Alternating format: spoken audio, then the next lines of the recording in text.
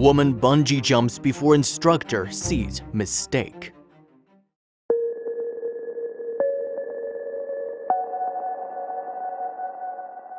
Erin Langworthy was born and raised in Australia, and when she graduated from college, she decided to go traveling to celebrate the start of her adult life.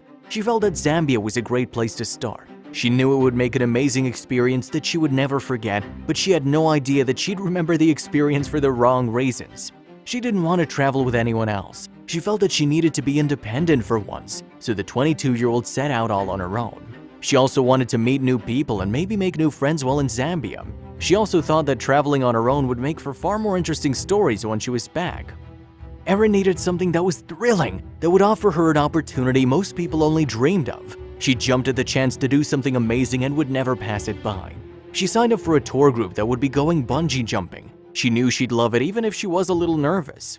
Erin's mother was less than thrilled though. She still went despite her warnings and was now at the Victoria Falls in Zambia. The bridge above the Zambezi River was 111 meters high and the gorge was extremely dangerous. It was an overcast day and the humidity was high. Erin felt that the atmosphere was a little foreboding, more so than she would have liked.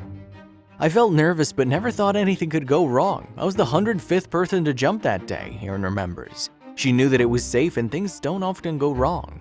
Erin saw plenty of people in her group drop before she did. She let the professionals check her harness and make sure it was on properly. Then they attached the thick rope that was the only thing keeping her safe. The view from the bridge was amazing.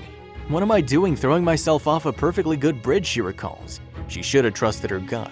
She looked over the edge and tried to control her breathing, then closed her eyes and went for it.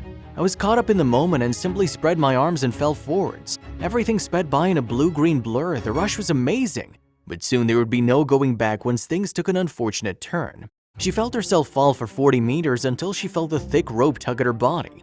All she could see was the water below and even more terrifyingly, the rocks. She did just as they instructed, but they didn't foresee what would happen with her next, and it would be something that would give her the once-in-a-lifetime experience that she was hoping for. Erin was falling and falling before her descent slowed a bit, but then there was supposed to be a recoil in the rope. Erin's rope instead created a loud and terrifying snap. After a few seconds, I felt a jolt across my chest. It seemed as if I slowed down for a second then sped up. I could hear the wind rushing past my ears, Erin said. From then, it went from bad to worse. Instinctively, I brought up my arms, locking my hands together, and then I felt myself hit the water.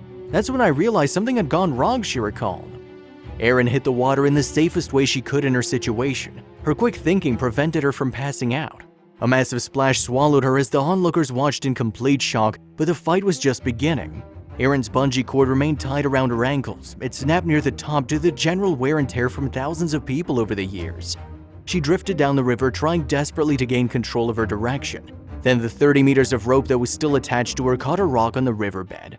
It was threatening to pull her under, but incredibly she still had enough strength to dive under and free herself. She managed to swim to the bank of the river where she flung her arms around a rock. All she had to do was wait, but something else was waiting with her. When Erin and her tour group arrived on the bus that morning, they drove past numerous crocodiles. Just below the bungee jumping area were crocodile-infested waters. She knew she was in their territory now and there was nothing she could do about it. After Erin miraculously survived the fall and got herself to the edge of the river, now all she had to do was wait. She vaguely heard the screams and shouts that came from upstream. Her rescuer was a man from the bungee company. When he finally got to her, he grabbed her by the bungee harness and got her out of the water before giving her his shirt.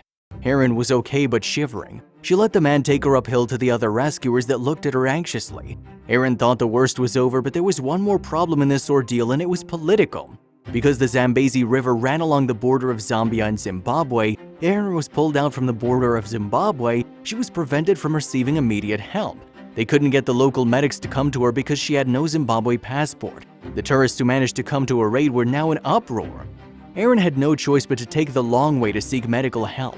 It took her 5 hours to get to the hospital. She was completely exhausted and worried if she'd broken anything, but luckily hadn't. She was recovering while at the hospital when she got a surprise visit after another. The bungee workers came to visit her and they assured her that from now on they'd be adding extra measurements to ensure the same terrifying experience will never happen again. They were very apologetic and astounded I'd survived, Erin remembers. And her next visitor was someone who booked a ticket to come to her aid the moment the hospital informed her about Erin's fall. It was her mom. Erin's mom flew out to ensure Erin recovered well before taking her back to Australia 2 weeks later, where she reunited with her friends and the rest of her family. Erin lived to tell her tale of this miraculous and lucky escape from disaster. Although she may not go bungee jumping again, she certainly has an experience that will last a lifetime.